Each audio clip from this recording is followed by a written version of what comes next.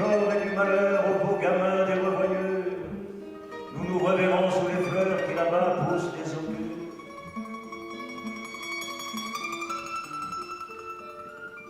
Les fleurs vertes des pénardos, les fleurs mauves de la régale, et puis les noirs de ces bosses qui prennent vos corps. Quand il s'adresse à Breton, qu'il appelle la raison, c'est pour ça que vous sachiez, il s'agit du surréalisme.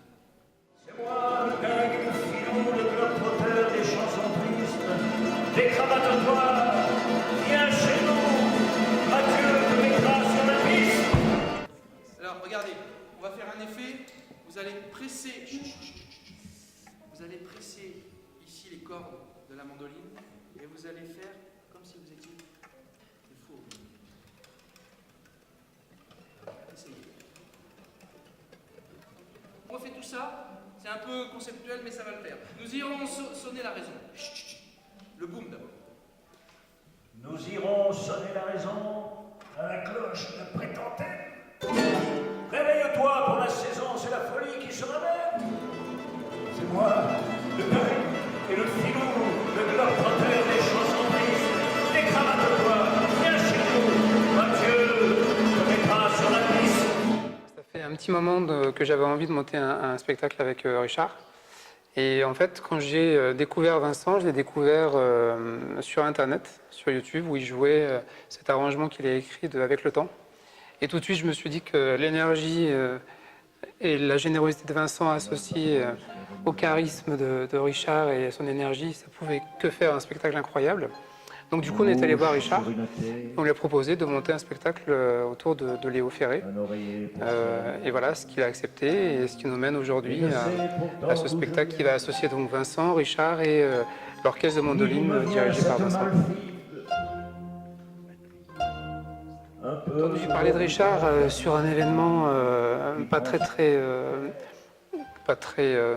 gai, puisqu'il avait fait, je l'ai entendu parler de lui sur France Inter quand il a fait la grève de la faim, quand l'État lui a supprimé ses subventions, et j'ai trouvé que c'était un geste incroyable en fait, d'aller jusqu'à faire une grève de la faim et de mettre sa santé en péril pour sauver un théâtre, sauver une compagnie, sauver un discours sur un territoire paupérisé. J'ai trouvé que de s'impliquer à ce point-là dans un lieu et dans une recherche culturelle, c'était incroyable. Et à l'époque, j'habitais pas à Marseille.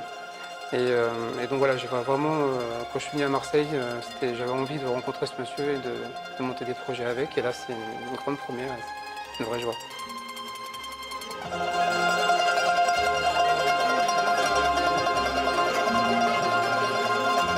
La marée, je l'ai dans le cœur, qui me remonte comme un signe.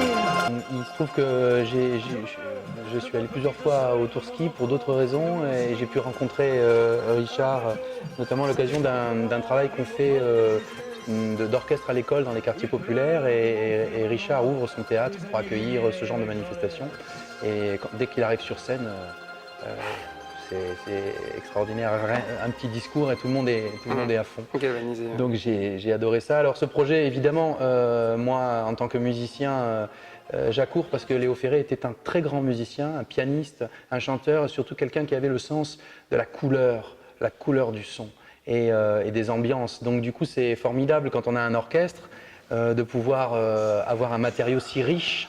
Voilà, je peux vous raconter une anecdote. En fait, j'étais à l'Orchestre national de Lorraine et je demandais au premier violon quel était son plus grand souvenir musical de chef d'orchestre. Je pensais qu'il allait me dire, c'était avec Bernstein. Il m'a dit, le plus grand souvenir de tout l'orchestre, c'est le dernier concert de Léo Ferré, quand il est venu diriger l'orchestre. On était tellement émus, tous les musiciens, et croyez-moi, les musiciens classiques, ils ne sont pas facilement émus, qui sont tous allés lui baiser la main dans les loges, tellement c'était grand, tellement c'était fort. Donc moi, évidemment, je suis sensible au poète, je suis sensible à Richard, à tout ça, et évidemment, mon rôle, moi, a été de mettre en musique. Alors l'idée, c'est pas de faire que du Léo Ferré, c'est d'essayer d'habiller ce texte extraordinaire qu'est La mémoire à la mer, alors avec évidemment pas mal de musique de Léo, mais aussi des choses que j'ai composées spécialement pour le spectacle, une ouverture, un duo, pleine nappe, et ça permet aussi une grande liberté en fait.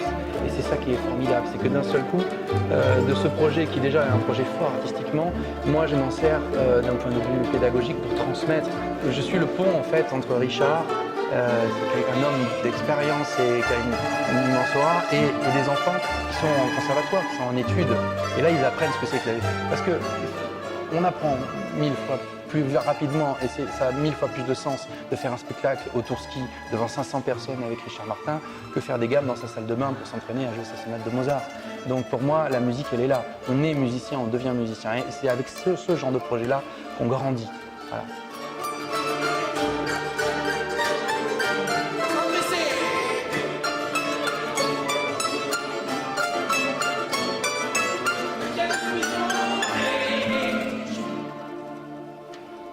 Ces étoiles qui font de l'œil à ces astronomes qui escortent des équations dans leur fauteuil à regarder des flammes mortes. Je prierai Dieu si Dieu priait, et je coucherai sa compagne sur mon grabat d'où chanterai les chanterelles de mon paille. Mais Dieu ne fait pas le détail, il ne prête qu'à ses lumières. Quand je renouvelle mon bail, je lui parlerai de son père, du Fils de l'homme, et du chagrin quand je descendais sur la grêle, et que dans la mer de satin luisaient les lèvres de mes rêves.